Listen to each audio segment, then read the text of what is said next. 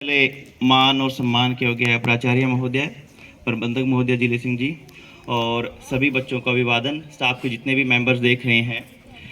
और मैं भी कुछ प्रिपेयर करके नहीं आया था घर से कि आपको ये बोलूँगा, लेकिन आते टाइम एक आइडिया ज़रूर बना लिया कि इस 5 या 10 मिनट के अंदर मैं आपको क्या नया दे सकता हूँ। ठीक है, सबसे पहले जिस दिन को हम याद कर रहे हैं, इंटरनेशनल प्रेस फ्रीडम डे, यानी अंतर्राष्ट्रीय प्रेस आज़ादी दिवस। आज के दिन अगर इसका सूचकांक देखें, लगभग 180 देशों की सूची में हमारा स्थान जो है 150वें नंबर पर है। तो इसमें कोई बधाई देने की बात नहीं है कि मैं यहाँ आपको बधाई दूं कि प्रेस की आज़ादी के नाते आप सबको बहुत बहुत बधाई, क्योंकि हमारा सूचकांक बहुत नीचे है इसमें। ठीक है, हम धरातल पर हैं, 180 देशों की सूची में हम 150वें नंबर पर हैं आज़ादी के मामले में कि प्रेस की आज़ादी कितनी है। ठीक है, बोलने की आज़ादी कितनी है। ठीक है, अभिव्यक्ति की आज़ादी के बारे में हम सब जानते हैं कि संविधान के अनुच्छेद 19A के तहत हमें बोलने की आज़ादी, अब अपने आप को अभिव्यक्त करने की आज़ादी है। लेकिन फिर भी कई सारी बाउंडेशन हैं। अंतर्राष्ट्रीय स्तर पर एक संस्था है रिपोर्टर विदाउट बॉर्डर, जो हर साल ये आंकड़े जारी करती है कि प्रेस की आज़ादी के मामले में कौन सा देश निचले स्तर पर है और कौन सा देश उच्च स्तर पर है। लेकिन हमारी स्थिति बहुत दयनीय है इस मामले में। तो अब मान के चलो ये भारत है, स्कूल में है, यहाँ पे पत्रकारिता करना बेहद आसान है क्योंकि एक माहौल अच्छा है यहाँ पे। अब दूसरे देशों के कंपैरिजन में मान लो अफगानिस्तान है, तालिबानी एरियाज़ की जहाँ पे हुकूमत है, वहाँ पे आप किस तरीके से पत्रकारिता करते हो, बच बच के फ़ोटो लेनी पड़ती हैं, बच बच के बोलना पड़ता है, शब्दों का ध्यान रखना पड़ता है। ठीक है, उन देशों में कितनी ख़राब स्थिति है। हमारे देश में भी कई तरह की चीज़ें जो हैं आजकल मीडिया पे हावी हैं। अब माध्यमों का जिक्र करते हैं, कितने कितने माध्यम हैं हमारे पास। प्रिंट के रूप में हमारे पास अखबार है, मैगजीन है। मैं चाहूँगा कि पहला बच्चा से लेकर अंतिम बच्चा तक सारी बातों को सुने। मैं चाहूँगा कि इसका 100% आपके ऊपर असर हो। ठीक है, कोई बच्चा सोए ना, जागता रहे। ठीक है, ये आपके काम की बात है। मान लो अगर आज काम नहीं आएंगी तो अगले एक हफ्ते बाद या जिंदगी में ज़रूर आपके काम आएंगी। तो आज प्रिंट माध्यम का जिक्र कर लेते हैं, जिनमें अखबार है, मैगजीन है। उनकी हालत हम जानते हैं। जब अखबार थे, अखबार के बाद रेडियो आया, तो रेडियो आने के बाद ऐसा लगने लगा कि अखबार की जो समय सीमा है वो खत्म हो जाएगी, अब अखबार नहीं पढ़ा जाएगा। तो अखबार आज भी पढ़ा जाता है। रेडियो के बाद सिनेमा, टीवी आया, तब लगा कि रेडियो की भूमिका खत्म हो जाएगी, अखबार की भूमिका खत्म हो जाएगी, लेकिन अखबार आज भी पढ़े जा रहे हैं, रेडियो कहीं कहीं आज भी सुने जा रहे हैं। अब टीवी के बाद आया इंटरनेट, इंटरनेट के बाद आए आपके मोबाइल फ़ोन, फिर स्मार्टफोन और फिर एंड्रॉयड। ठीक, इनके आने के बाद ऐसा लगने लगा कि टीवी भी खत्म हो जाएगा, अखबार भी खत्म हो जाएगा और रेडियो भी खत्म हो जाएगा। तो क्या खत्म हुआ? क्या खत्म हुआ? इसका मतलब ये कि आप अपने आसपास को ठीक से ऑब्जर्व नहीं करते हो। आज भी रेडियो कहीं कहीं सुना जाता है, किसी दर्जी की दुकान पे, जो पुराने लोग हैं, किसी नाई की दुकान पे भी आपको आज भी रेडियो सुनाई देगा। और टीवी भी आप देखते हो, एलईडी का दौर आ गया है, स्मार्ट टेलीविज़न आ गए हैं, सिनेमा भी, फिल्में आज भी देखी जाती हैं, लेकिन मोबाइल फ़ोन का यूज़ बढ़ रहा है। तो ये इतने सारे माध्यम हैं, इनको बोलते हैं मीडियम्स। और मीडियम्स का प्लूरल वर्ड होता है मीडिया, जिसको हम एक वर्ड में सम अप कर देते हैं, मीडिया। ठीक, तो अब जो चीज़ आपको ग्रैब करनी है यहाँ से कि how to conduct a story. अपने आप में हर व्यक्ति पत्रकार है, हर व्यक्ति, हर बच्चा पत्रकार है। अगर उसको ये पता हो कि मैं किसी जगह पर जाकर एक रिपोर्ट कैसे कंडक्ट कर सकता हूँ, how to conduct a story. मैं हमेशा अपने साथ, चाहे मैं माइक लेके चलूँ या ना चलूँ, लेकिन ये छोटी सी लीड ज़रूर है। ईयरफोन बोलते हैं आप इसको, ये लीड बोलते हैं शाब्दिक हरियाणवी भाषा में, लीड। ठीक है, ये हमेशा मैं अपने साथ कैरी लेके चलता हूँ, क्योंकि मुझे नहीं लगता कि अगर माइक की ज़रूरत हो मैं 10 मिनट में एक स्टोरी कवर कर सकता हूँ। ठीक है, मान लीजिए मैं यहाँ आया और मुझे मौका लग गया कि मैं यहाँ से एक छोटी सी स्टोरी बनाऊँ, तो मैं कैसे बनाऊँगा? How to conduct a story, ये आपको आज के इस प्रेस फ्रीडम डे के दिन ग्रैब करनी है ये चीज़। मैं चाहता हूं कि आप में से 100 में से तकरीबन 20% बच्चे तो ऐसे निकले जिनको ये आइडिया हो कि मैं कहीं भी नई जगह पे जाऊं तो एक स्टोरी कैसे निकाल सकता हूं वहां पे। मुझे पहले 5W1H की जानकारी हो, क्या हुआ, कब हुआ, क्यों हुआ, कैसे हुआ, किसके साथ हुआ। ठीक है, ये जानकारी जब आप निकाल लेंगे वहां से, तब आपकी पूरी की पूरी स्टोरी कंप्लीट हो जाएगी। समझ गए? क्या हुआ, कब हुआ, कहां हुआ, कैसे हुआ, किसके साथ हुआ।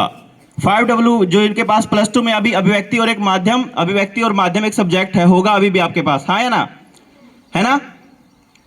तो उसमें एक रिपोर्ट जब कंडक्ट करनी होती है तब हमको इन 6 सवालों के जवाब जानने होते हैं। क्या हो रहा है, कहां हो रहा है, कब हो रहा है, किसके साथ हो रहा है। ये पूरे पूरे 5W1H हैं। ठीक, जब हम ये कवर कर लेंगे तब हमारी एक स्टोरी पूरी हो जाएगी। मान लीजिए आज यही मनाया जा रहा है इंटरनेशनल प्रेस फ्रीडम इंडेक्स, माफ कीजिएगा, इंटरनेशनल प्रेस फ्रीडम डे मनाया जा रहा है आपके स्कूल में। इसी पे मुझे एक स्टोरी बनानी है। तो पहली लाइन क्या होगी, आज कैथल जिले के गांव कैलरम के जीपीएस विद्यालय में अंतर्राष्ट्रीय प्रेस आज़ादी दिवस मनाया गया। ठीक, इसमें क्या हमने जवाब दे दिया, समय आज, कहां, स्कूल, कब, आज का समय हो गया। अब ये कैसे कैसे मनाया गया और क्यों मनाया गया, ये बात की डिटेल आ गई सारी। यानी हमने पहली लाइन में 4 सवालों के जवाब दे दिए। ठीक है, और उसके बाद कैसे और क्यों मनाया गया, इसके लिए हम क्या करेंगे, मान लो एक विजुअल रूप में, मेरा काम है विजुअल का, मैं विजुअली रूप से स्टोरी करता हूं। मान लीजिए ये पहली लाइन होगी मेरी स्टोरी की, तो इसके लिए मैं विजुअल कौन सा लगाऊंगा, स्कूल का, विद्यालय का। ठीक है, उसके बाद दूसरी लाइन में मैं कौन सा विजुअल लगाऊंगा, सर की बाइट, ये बताएंगे कैसे मनाया गया, क्यों मनाया गया, जरूरत क्या है इसकी। ठीक है, तो वहां पे जो मेन ऑथोराइज पर्सन होगा, वहां का प्राचार्य महोदय, वहां का प्रबंधक महोदय, वहां का स्टाफ, उनकी बाइट मैं ले सकता हूं। बाइट माने कि उनका छोटा सा शॉर्ट कि उन्होंने क्यों बनाया, उसके पीछे रीजन क्या देखते हैं। तो 30-30 सेकंड की वो बाइट होगी। तो मान लो हम 3 मिनट में पूरी की पूरी स्टोरी कवर कर सकते हैं। How to conduct a report, इसका छोटा सा आइडिया मैंने आपको दे दिया। इस आइडिया के माध्यम से आप क्या कर सकते हैं, आपके स्कूल में जो ये मनाया गया है, ये कैसे मनाया गया, किसके द्वारा मनाया गया, कौन कौन शामिल रहे। ठीक है, ये छोटी सी रिपोर्ट है। इसको विजुअली कैसे कंडक्ट करना है, इसको लिखना कैसे है, ये दिमाग की उपज है सारी। ठीक है, तो हर आदमी आज के टाइम में सिटीजन जर्नलिस्ट है, यानी नागरिक पत्रकार है। ऐसा नहीं कि पत्रकारों को कुछ ज़्यादा ही अधिकार प्राप्त होते हैं, जितने एक आम आदमी को आज के टाइम में अधिकार हैं, उतने ही सेम अधिकार पत्रकार को है, ना एक भी ज़्यादा ना कम। ठीक है, तो आप किस तरीके से नई जगह पे जाके कैसे कैसे रिपोर्ट कर सकते हैं, ये अपने आप में क्यूरियोसिटी पैदा करिए। जरूरी नहीं कि आप जर्नलिस्ट के इरा में जा रहे हो, किसी और में भी आप प्रोफेशन में जाएं, वहां भी ये चीजें आपको काम आएंगी। ठीक, तो 5W1H ये जरूर लिख लीजिएगा। अगर अभी भी मैं बताने में असमर्थ रहा हूं तो आपकी +2 कक्षा में एक किताब है अभिव्यक्ति और माध्यम, उनमें पूरा का पूरा बताया गया है कि जब रिपोर्ट कवर करते हैं तो इन 6 सवालों के जवाब, क्या हुआ, कहां हुआ, कब हुआ, किसके साथ हुआ, कौन मौजूद था और कहां कब, मतलब ये 6 सवाल हैं जिनके आपको एक जवाब देने होते हैं पूरी की पूरी रिपोर्ट में। तो हर आदमी आज के टाइम पे सिटीजन जर्नलिज्म कर रहा है, कर सकता है और बेहतर कर सकता है। जरूरी नहीं कि मैं ही जिस जगह पे हूं मैं ही कर रहा हूं, आप भी कर सकते हैं और हो सकता है मेरे से बेहतर भी कर सकते हैं। ठीक है, तो अब इंटरनेशनल प्रेस फ्रीडम इंडेक्स जिसकी रिपोर्ट का हम जिक्र कर रहे थे, ये तो होगी जो चीज़ आपको ग्रैब करनी थी। अब जो जानकारी के लिए आपको अपने दिमाग में रखना है कि आज के टाइम में कितना मुश्किल भरा है पत्रकारिता करना। कॉरपोरेट बहुत ज़्यादा हावी है, कंपनीज का प्रेशर रहता है, खासकर बड़े चैनल्स में। आज तक, इंडिया टीवी, जितने भी चैनल आप देखते हैं वहाँ पे आप काम करने के इच्छुक हैं, तो वहाँ पे आपको देखिए कॉरपोरेट और कंपनीज और यहाँ तक कि सत्ता का प्रेशर हावी रहता है। किसी की खबर लगाने से पहले आपको 10 बार सोचना पड़ता है कि उसकी खबर चलाऊं या नहीं चलाऊं तो कहीं डेफामेशन ना हो जाए। ऐसा नहीं कि पत्रकार कुछ भी लिख देगा, कुछ भी बोल देगा, नहीं, उसकी सीमाएं होती हैं। ठीक, उसको ध्यान में रखना होता है कि इस चीज़ के करने से कहीं इस संस्थान, इस व्यक्ति विशेष का नुकसान तो नहीं हो जाएगा। तो इसके लिए एक कानून भी बनाया गया है, डेफामेशन, मानहानि का केस। सामने वाला मानहानि का केस भी कर सकता है कि इससे मेरे मान सम्मान को ठेस पहुंची है, इसीलिए जिस द्वारा ये करी गई है उसके ऊपर मैं केस डालता हूं। ठीक है, तो आपको शब्दों का भी और ये चीज भी ध्यान रखनी है कि इससे समाज के लिए, किसी व्यक्ति विशेष के लिए, किसी धर्म विशेष के लिए कोई इसकी हानि ना हो। तो तमाम सीमाएं हैं, उन सीमाओं में रह के काम करना होता है। और सीमाओं के साथ साथ जरूरी है कि प्रेस की आज़ादी के बारे में सभी लोग सोचें। जहां कोई जिस तरह से दो चार पेशे हैं समाज में जो सम्मानजनक हैं, एक सैनिक का पेशा है, आर्मी का पेशा है, ठीक है, और हम आदर करते हैं, रिस्पेक्ट करते हैं, कोई यूनिफॉर्म में हो। एक इसी तरह टीचर का एक पेशा है, हम आदर करते हैं, रिस्पेक्ट करते हैं, ठीक। डॉक्टरी का एक ऐसा पेशा है, हम आदर रिस्पेक्ट करते हैं। तो उसी तरह से पत्रकारिता के पेशे को भी एक सम्मानजनक नजरिए से समाज में समझा जाए, बताया जाए उसके बारे में, ठीक है, कि पत्रकार जो है ये समाज का आईना है। जो वो दिखा रहा है वो उसी तरह से दिखा रहा है जिस तरीके से समाज है, वो ऐसे नहीं दिखा रहा कि अपनी तरफ से कुछ मनगढ़ंत हो। तो उसके लिए भी समाज में एक आदर हो। अगर वो कोई स्टोरी कहीं पे कवर करने जा रहा है तो एक आदर के भाव से सभी उसका कोऑपरेट करें, सहयोग करें। ये जरूरी है आज के समाज में, तभी जाके हमारी पत्रकारिता जो है बच सकती है।